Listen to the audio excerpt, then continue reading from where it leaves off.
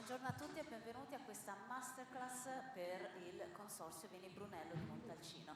I will switch in English Adesso passo all'inglese perché questa masterclass sarà in inglese. Vorrei salutare anche gli amici collegati da Hong Kong. In realtà questa è una domenica davvero piena di sole, quindi è il momento perfetto di parlare del consorzio Brunello di Montalcino e della diversità dei vini di Montalcino. Oggi discuteremo, analizzeremo e assaggeremo alcuni dei rosso di Montalcino DOC. Rispetto, se noi confrontiamo la sessione di degustazione di oggi con quella dell'ultima volta, vedo alcuni volti che sono stati presenti anche nella degustazione sulle riserve 2015, adesso abbiamo uno stile di vino leggermente diverso.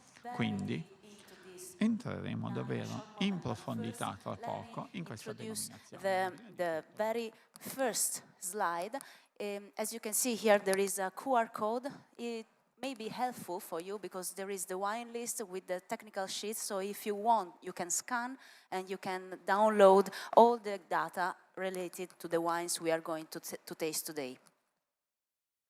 Now, let's move on the subject of today. We are in Tuscany. We are in Montalcino. Montalcino is in the southern part of Tuscany. And if you look at this, you have to imagine like if it is a one sole hill.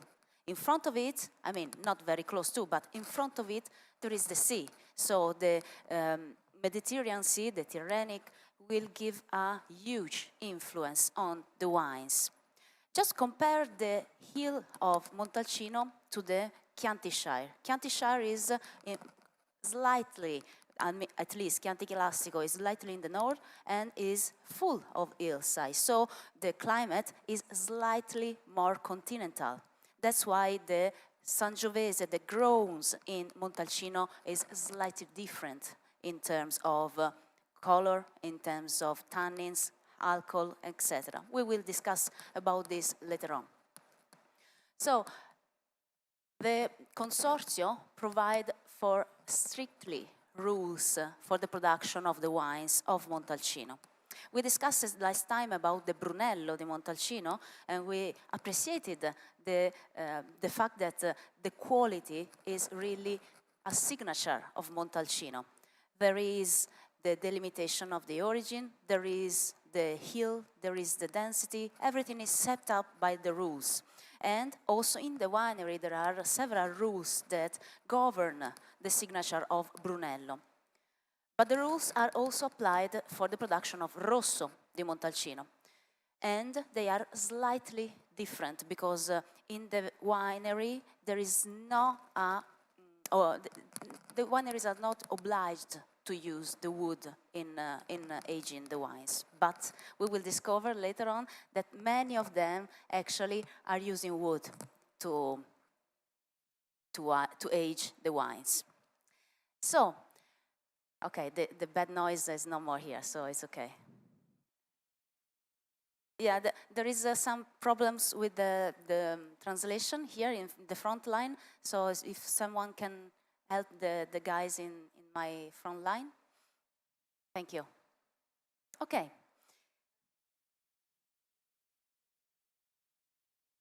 Okay, so we will discuss about the natural factor that will affect the style and quality of the wines we are going to taste, and then we will move on the human factor. Now we will focus on the natural factors. Which are the natural factors that affect the quality and style of wine of Montalcino? First of all, we have to discuss about the climate. Climate is considered usually warm, moderate warm climate, such really Mediterranean climate. So we enjoy very moderate, mild winters, warm, sunny, dry summers. Focusing on 2019, that is the vintage we are going to taste today, actually the springtime arrived quite late. So we had a long period of winter, then the spring arrived, but the summer was quite moderate, sunny and dry. So if you compare 2019, for instance, to 2015, that is big, bold, powerful, you will see that the weather of the vintage was really, really much different. So a lot of high temperature, a lot of sunshine, small rainfall in 2015, comparing to more balanced, more moderate temperature and sunshine. So actually, what do I expect from 2019? I expect more freshness, more floral aroma, a slightly leaner body, but we can discover later. Another natural factor that affects the quality and style of wines of Montalcino is definitely soil. You will discover with me today that the different soils are really, really relevant because of the different organic matter, because of the draining that is different, because of the pH that is different. So the level of acidity, the structure of the tannins are definitely affected also by the structure and the texture of the soil. And also, if you think about Montalcino, and you will imagine like a one soul hill, you can split Montalcino in 4 parts. The northern east, northern west, southern east, and southern west. Soils are quite different. In the eastern part, there is more sandy soil. In the western part, is more rich in clay. Galestro, that is slate, is common in all the area, but obviously it changed a lot. And also, talking back about the climate, if you are in the southern part, usually what happens? The sunshine is more high. The temperature in the afternoon tend to be higher because the vineyard get the sun in the afternoon. So I expect much powerful from the grapes and the wines that are located in the southern part. We will discuss later this. The third natural factor that affects the quality and style is definitely the grape. Which is the grape? You know, tell me. Sangiovese, indeed. So Sangiovese is 100% present, and both Brunello and Rosso di Montalcino are made with Sangiovese. Sangiovese is a red grape variety. It's a late ripening grape variety that need sun and need warmth in order to accumulate phenolic compound and get a perfect ripening of the phenolic compound. Tannins, color, aroma. So this is quite crucial to have a nice balance, silky tannins, linear, refined tannins. Sangiovese needs sun, and Montalcino is probably the best solution for Sangiovese.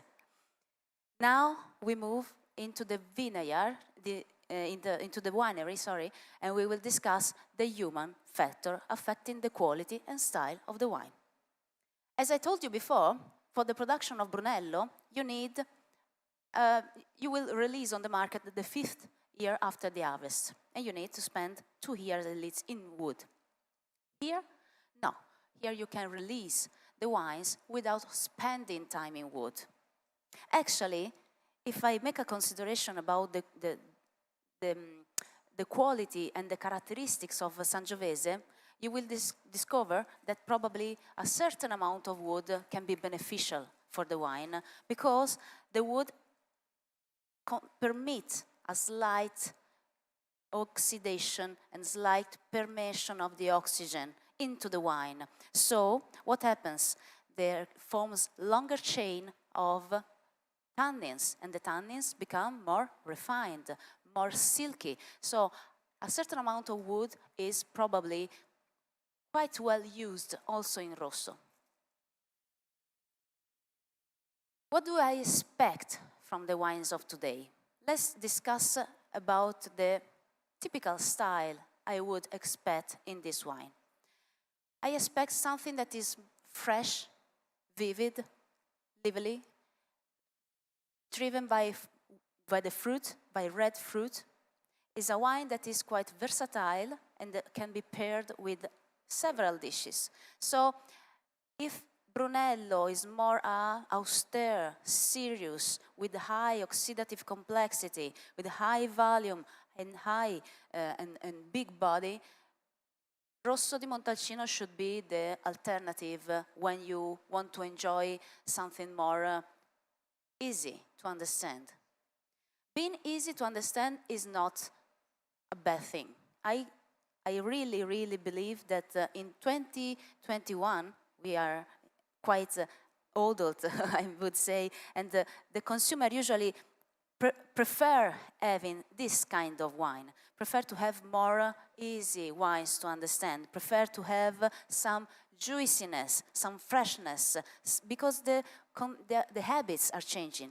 People are drinking wine not necessarily related with food. People are drinking wine in the afternoon. People are drinking wine when they are outdoor. So Rosso di Montalcino is actually the perfect solution for the wines.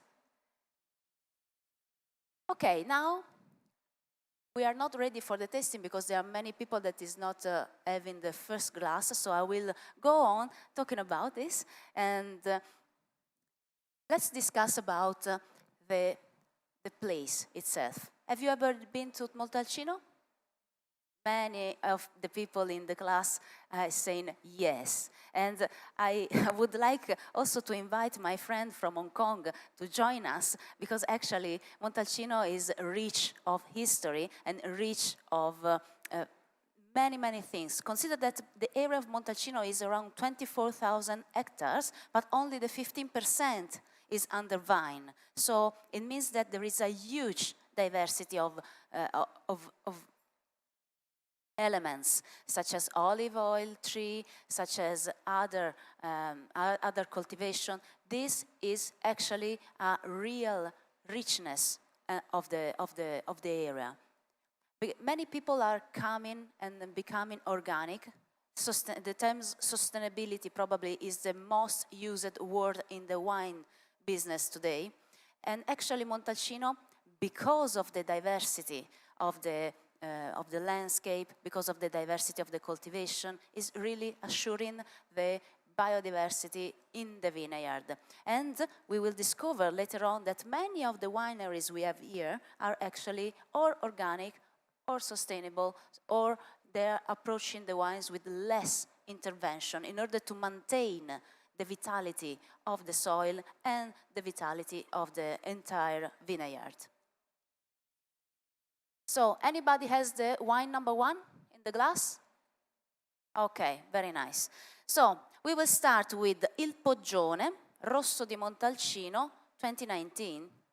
This winery is located in the southern western area, and Il Poggione is quite famous also because of its hospitality.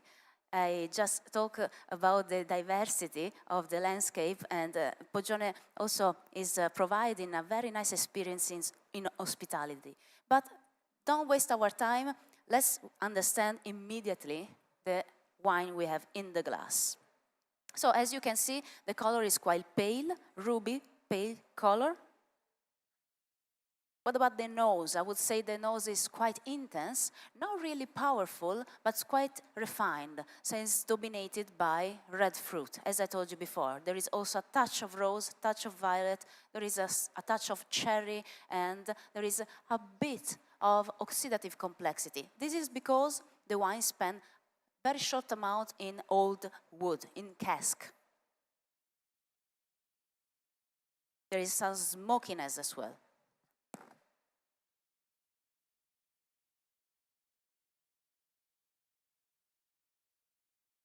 And you see in the mouth, there is a very nice combination between a lively, very crisp and vibrant acidity, the tannins that are quite linear and refined, they are in the middle of the tongue, and on the other side, there is a richness in the palate.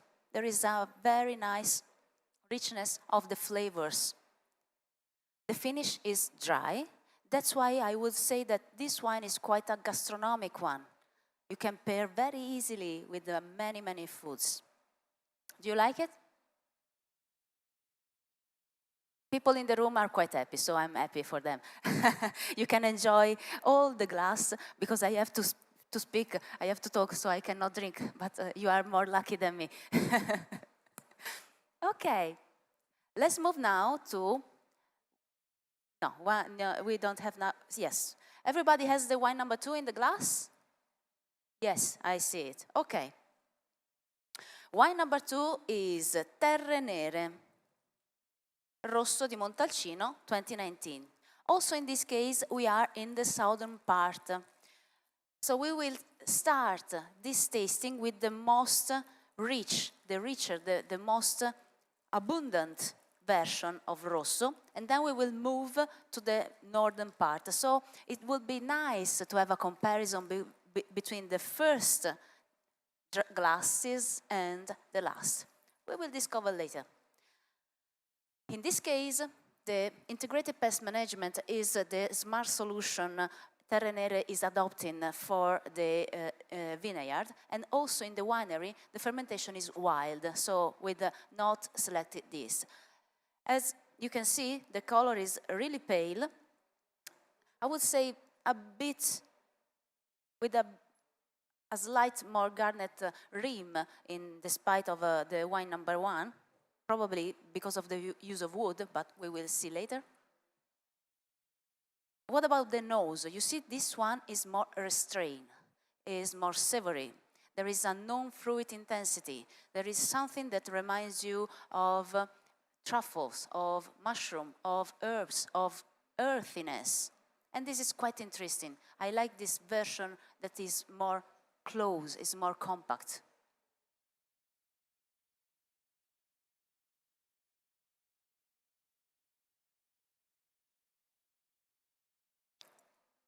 Also, in the mouth, you see that the first part is really intense. It is getting your mouth, is expanding in the mouth, is quite rich. Again, the acidity comes later in order to refresh your mouth. Your mouth is really watering in it. You feel it, that your mouth is watering. It is quite juicy, this one. So I like the fact that there is this sweet fruit in the palate and this very savory finish, savory, dry, chalky finish. What about the tannins here? The tannins are really well integrated. So this is a really ready to drink wine. But because of the complexity, because of the concentration, because of the acidity that gives the structure, I think that probably this wine will benefit from some bottle age, as well as the wine number 1. They are both really, really compact. You see, they are quite like a flower that is not still opening. So they are quite close. They need time in order to integrate the tannins, but they appear really refined. You start seeing that the leitmotif, the fil rouge that connects all the wine is the elegance. 2019, actually, it is a really refined vintages. As I told you before, not very high temperature, not really bad conditions, so everything was in the moderate side. Being moderate is not bad. Being moderate means elegance, and I like it. Let's move to wine number 3. So, Camigliano, Rosso di Montalcino, 2019. I like this winery because they are organic. They focus a lot on the vitality of the soil with the cover crops, for instance, and the cure, the management of the canopy will assure a perfect balance between foliage and bunches. And this is crucial for the healthiness of the vine. If you look at the glass, again, you have to see that the wine are all pale in color. This is because it's Sangiovese. Sangiovese tend to accumulate a lot of tannins, but not many anthocyanins. So the other difference between Montalcino and Chianti is that in Chianti you can add a small proportion of other grape variety. This usually can help also on the color. But in Montalcino, the Sangiovese is 100%, and the color of Sangiovese has to be like this, okay? This one is really pronounced in the nose, and there is this sweet and also dark fruit. You see that there is the black cherry, blackberry is really profound as a nose. And also in this case, there is a touch of toastiness given by the wood. So there is, even it is a very young wine, even it is a wine for everyday consumption, there is complexity in this wine.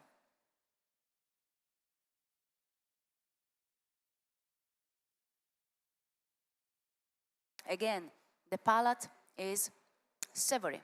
There is a balance between the sweetness of the fruit. The fruit is really ripe because of the southern exposition. You feel that the ripe fruit, the juicy character is really well balanced with the acidity and with the tannins. So, considering this from a commercial point of view, so which is the commercial appealing of this wine? Of course, it has a huge demand in the domestic market, but also is really well appreciated in the export market, and it can be ideal for immediate consumption, but also, as I told you before, for some bottle aging. Sangiovese has the capacity to retain high acidity, high tannins, high alcohol. So, for this reason, it is considered a noble grape, a noble grape variety. Do you like it? Sì. Okay. Now we move with wine number 4, that is Talenti. We are, again, in the southern part. So, now you are really expert of the southern part of Montalcino. So before sniffing the glass, tell me, what do you expect? A more juicy, ripe fruit character, or a more flowery and red fruit dominant character? We can discuss before sniffing. It is southern located, so it is the location with the higher amount of sunshine, is higher temperature. What do you expect? Bigger, bold, or leaner? Bigger, bold, bravo. Okay, I see him in the back of the room. Okay, yes, indeed. Because of the sunshine, also Talenti provide a richer and powerful version of Rosso di Montalcino. And I was right, actually. The fruit is more blackened than red, is ripe instead of being fresh. And again, you feel there is that touch of smokiness from oxidative complexity.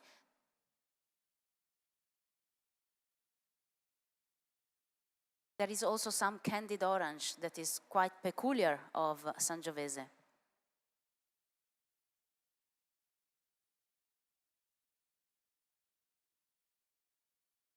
You see also in the mouth, I think the alcohol here is 14. Yeah, you feel it. You feel the warmth of the alcohol in the mouth. You feel that there is this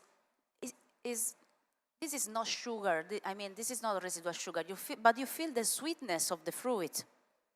I like it very much because it's really profound. I think that if you consider the word of Montalcino and you compare with the Brunello, actually you see the differences, but I don't like the Italian term they use is ricaduta, is a denomination that is considered not secondary, but the name itself is not very, Italians are not very clever in giving names. I prefer the French or English, they use more appealing names. But actually, this is not any secondary label at all, because here you find the flagship of Sangiovese as it should be. So I like it so much. Tenuta Talenti is also famous because it's focusing on clonal selection for Sangiovese. So during the years, he discovered a really focus on the quality from clonal selection. We can move now into wine number 5. Wine number 5 is San Guglielmo, Rosso di Montalcino, 2019. Okay, now we move a little bit on the western side. So we should expect similarity with the wines before.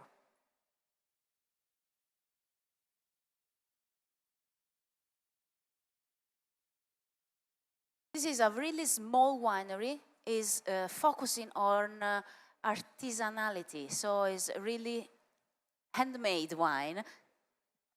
But if you can see, the wine is really, really clean, precise. There is a simplicity in the wine, yes, not much complexity, but the wine is really clean and very clear on what is it expressing. So this wine has also some spiciness, some bready character that is quite unique in the spite of the others that we tasted before.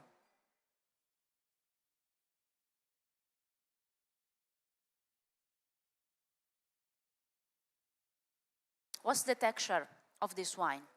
What's the structure of this wine? Well, I would say that in this case, the wine is dominated by acidity and tannins. So it's more vertical, despite the others that were more large in the mouth. They were expanding in the mouth. In this case, the tannins are focusing on the tongue. It is okay, because it's Sangiovese. So each grape has a location regarding the tannins. So for instance, I don't know, Cabernet Sauvignon will focus on the gum, Merlot will focus on the back of the tongue, Sangiovese focuses on the lateral of the tongue and on the tip of the tongue. This is really, really peculiar, and so you also can start focusing when, I don't know if you do some blind tasting from time to time, but focusing on structure, focusing on tannins, and focusing on acidity is the key to understand a grape. So here, the grape is expressed very, very well. You have the acidity, you have the tannins. In my opinion, it will certainly benefit from some bottle age, because the acidity and the tannin, you see the tannins are really, really vivid. They are really, really nervous. So this wine has a more nervous character, nervous structure, and the texture is really savory, is really crispy. I like it. I like savory wines. Do you like them? Are you enjoying? So please, if you have any question or something to say, to share with me, raise your hand. I will give you the, of course we will discuss together. So if the session is interactive, I prefer, so we can discuss together about the wines. Now, we can move and we go to Fanti, Tenuta Fanti. We are moving now, because we are now in the eastern part, but in the south. And Tenuta Fanti is organic.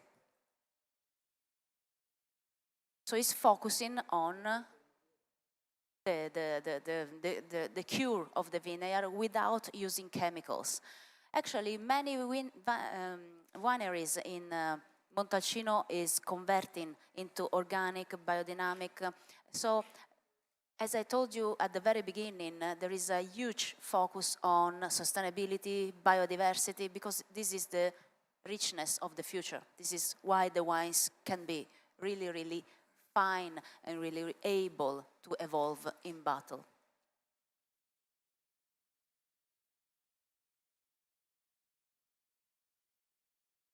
Eccolo qua. So, we were tasting the western part and we discovered quite big and bold. What about the eastern part? So you remember, in the eastern part, when the sunshine is shining in the vineyard, in the morning or in the afternoon? In the morning. So what do you expect? More freshness, more florality. Let's verify. It is. It's more based on red fruit. It's more fresh fruit character. It's more crunchy. There is a touch of wood, but it's not present really as a toastiness. It's more a smokiness. It's more oxidative complexity.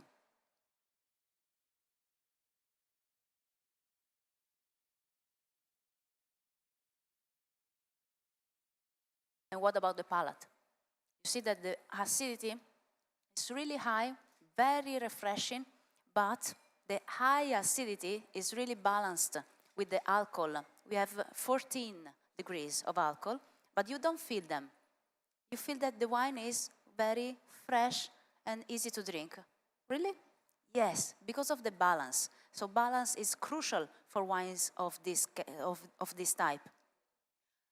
Again, Sangiovese needs care because it's not an easy grape to grow because of the tannins, because of the alcohol. So it needs a lot of attention in the so-said savoir-faire, not only in vineyard, but also in the winery. Otherwise, this wine should be really unpleasant, full of alcohol, full of tannins.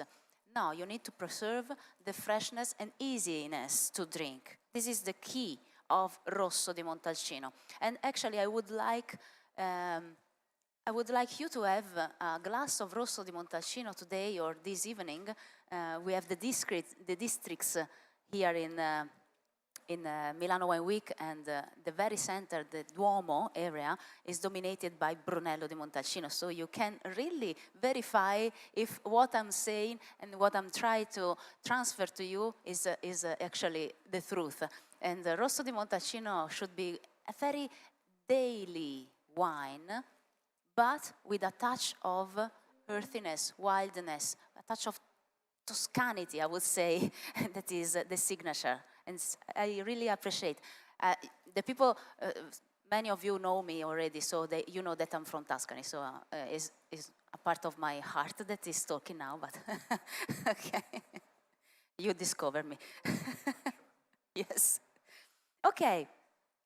Let's move on number 7. Roberto Cipresso. I'm really curious about this wine. I never tasted it before, despite it's really famous, Roberto Cipresso.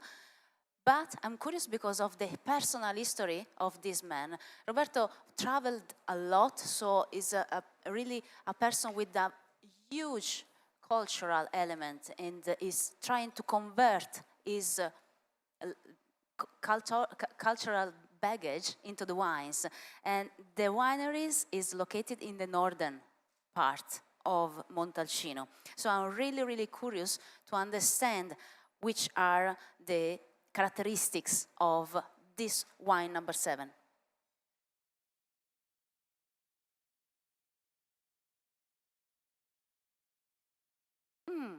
And you see how it is restrained, how it is muted. Is really, really non-fruit intensity, very, very savory, really wild. There is some earthiness. There is some leather here. And you see the oxidative complexity here is with some fig, with some orange peel. So actually there is no toastiness. This is to preserve the typicity of the grape Sangiovese. It's really refined because it's delicate in the nose. I mean, it's not pronounced. It's really delicate, really refined. If you compare with the wines we tasted at the very beginning, from the southern part, you see the difference in the intensity. So the very first you tasted, you can sniff it now, you can compare and contrast. If you sniff now the wines, the first, you will see that they are actually more powerful, more intense. And this one, because if from the northern side and because of the actually winemaking method, the signature, the stylistic signature of the winery, it is really, really close, it's really, really restrained.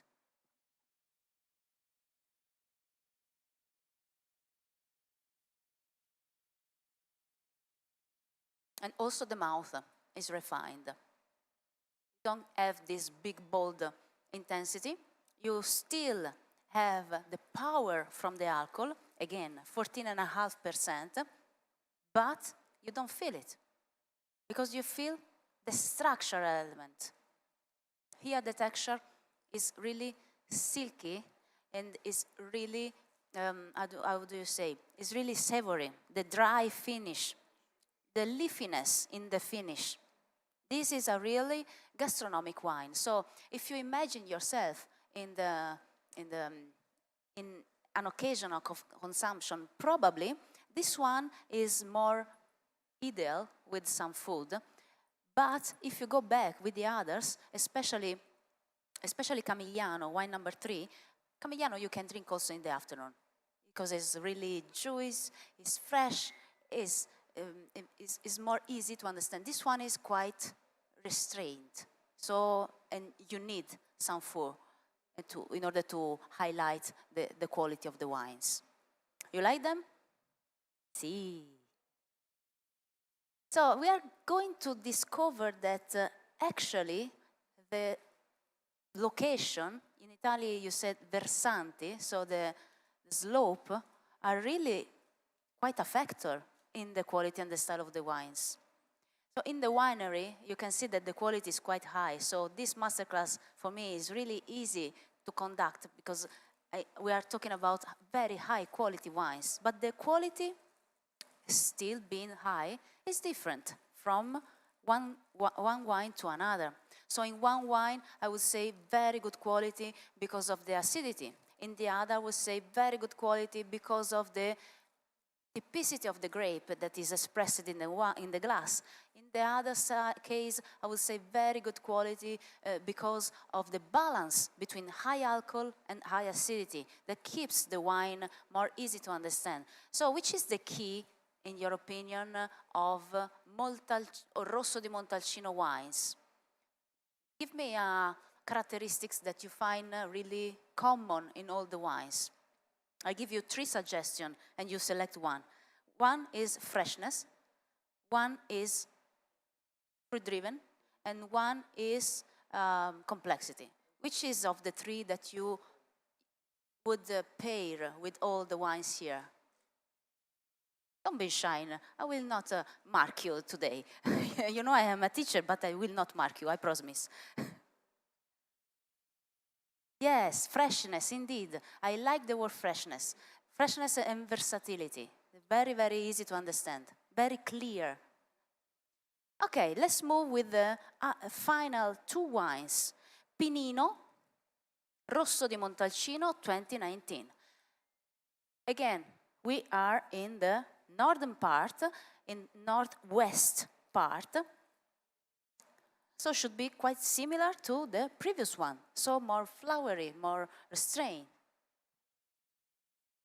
This is quite the case, but I notice a touch of more ripeness and a touch of more black fruit also here. Probably the most western location is also affected by more sunshine. Like it. And here there is a toastiness. So probably a very small proportion of quite, I would say, not very new wood, but not big cask. I would say barrels. You feel it. There is a toastiness that gives the complexity to this still youthful wine.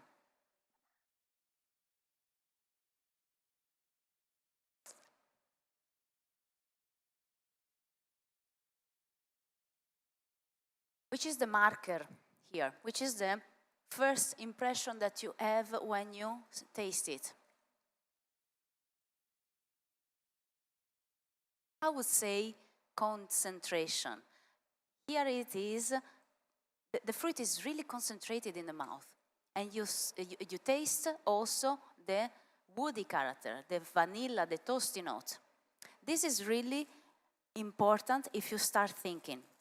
So, you think about the concentration, the fruit weight, the mid-palate weight here, and you think also this wood that is not perfectly integrated. This is not bad. This is bad, or better, it is a shame that we opened this bottle today, because this bottle probably would taste much better next year because of this concentration of the fruit, the wood that it needs.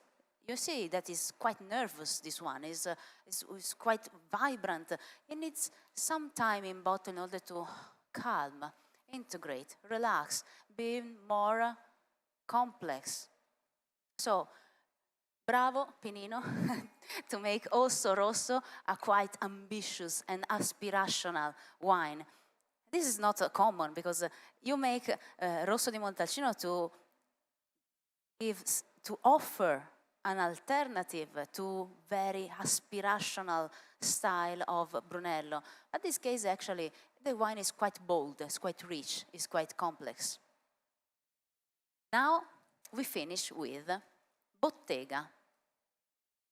So Bottega Rosso di Montalcino 2019, il vino dei poeti, is the name of the wine. Bottega is quite a big winery, is actually a group. There are several vineyards and wineries spread all over Italy. They are focusing on technology. They are focusing on sustainability. So it is a huge project that is embracing several vineyards and several wineries. This should be a blend of different slopes located in different places of Montalcino. I couldn't get the exact location, but they said it is a blend. What do you think about this wine? It's really more ripe if you compare with the very last that were from the more northern area. It looks like more the first wines. In terms of maturity of the fruit, the ripeness of the fruit is more dark. Here there is a sort of coffee, there is some toastiness. Probably here the wood has played an important role for the wine.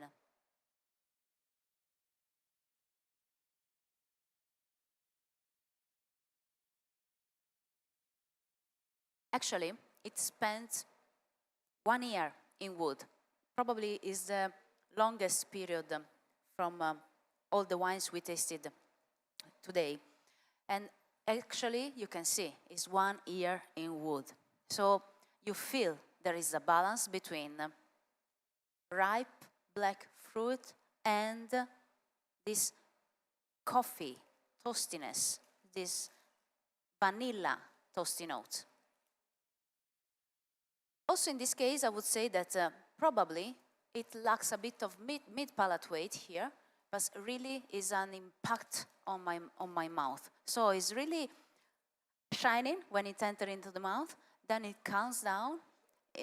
This is because of the versatility, the lesser, the body is not that big. You feel it the entrance, and then it comes down, and the finish is moderate.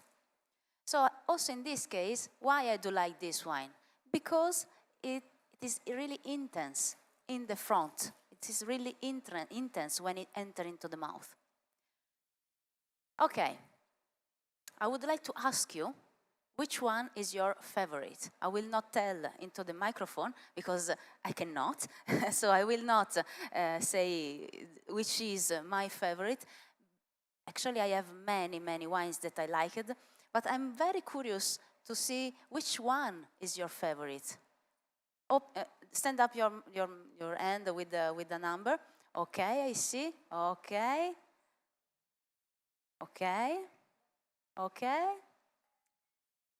Bene.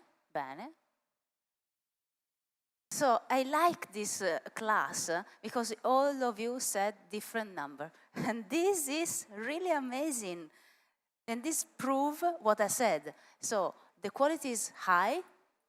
We cannot say differently, but it can offer different styles and different signature to all the audience here, to all the consumer. So it's not a case of being good or not to produce the Rosso di Montalcino. They are all very good wines, but the versatility, the diversity of the style is the thing that make me feel really happy. It makes me feel that Rosso di Montalcino can satisfy the needs of the different consumer we have. So I saw that the younger consumer here in the room prefer the leaner, more juicy wines. Maybe the more adult audience prefer more complexity, more savory side, more undertone intensity. And this is really what makes me always fall in love with wine, because wine is so diverse that you have really enjoyable moments and everybody can be happy with a glass of wine. Okay, now it's time for your question. And also, I will say that Hong Kong can collect now the question for me. I will be connected with Hong Kong to answer their question later on. But now, if you have any question on the wines or the producer, just ask, and I will be more than happy to answer. I see your faces of happy, and I see you all drinking. So probably there are no questions at all, because they are, I feel you're fine.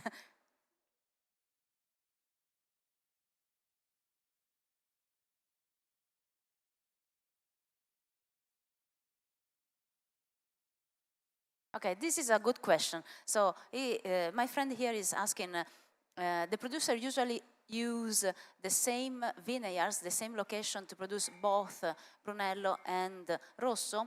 Actually, in many cases, they reserve the younger vines, 15, 20 years old, for the Rosso, because when a vine is young, tend to be more energetic. They produce a lot.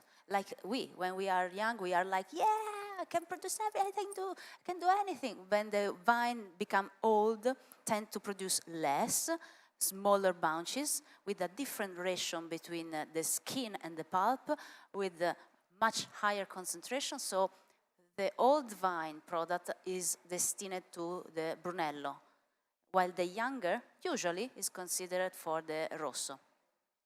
Or you can do different things. So you blend different plot for the Rosso, but you deserve the single vineyards, or cru is not a word that is common in Italy, especially in Montalcino, but is a versante for the Brunello, in order to give the real expression of the terroir. So I would say that Rosso is more, let me say, easy drinking, even though they are not really, come on, it's not Pinot Grigio that is really easy drinking, but they are very easy to understand, they are fresh, they are fruit forward, they are for immediate consumption, and they can also improve in bottle aging. On the other side, Brunello is more aspirational wine. It's a wine that you give as a present. It's a wine that you reserve for special occasion. It's a wine that you keep in the cellar because it can last, improve 20, 30, 40 years. So it's really a different style of wine that comes from different locations. See?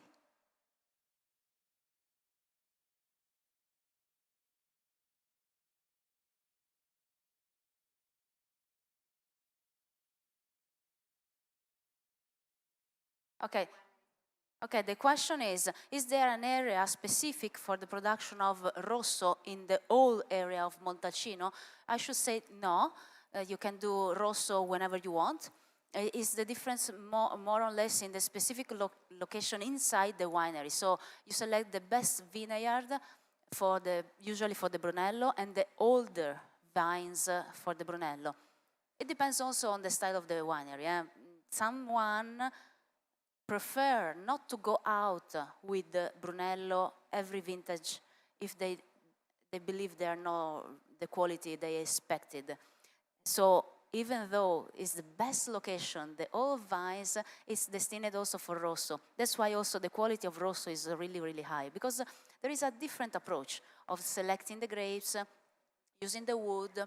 Also the wood play a crucial element, because you can use the wood for both Rosso and Brunello. So you can use the very young wood that impart a high amount of oaky character, depending on the style you want to give to the wine. So you can use it for the rosso in order to keep the wood dirty and ready for Brunello, to release a more elegant, subtle aroma. Or you can decide that the new wood is destined for Brunello, because you need a higher impact of the wood, because Sangiovese for Brunello is really concentrated, very high in tannins, so they need some oxidative aging in order to polymerize, to give the silkiness in the mouth.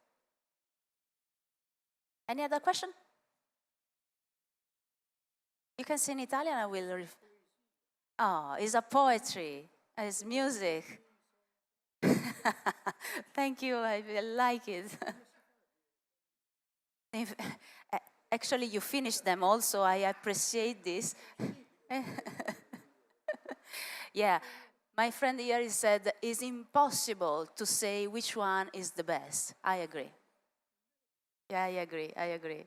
So, thank you all for being here today. No, the price is quite accessible, actually. And thank you all for being here today. I hope you enjoyed this masterclass with me. You can obviously come to Montalcino as soon as possible. Now, in the meantime, I invite you to share your photo and your story on social and on Instagram. Montalcino, Brunello di Montalcino, and Milano Wine Week, you can tag whichever you want. You can tag also me, Cristina Mercuri, and have a nice day, have a nice Sunday, and see you very, very soon.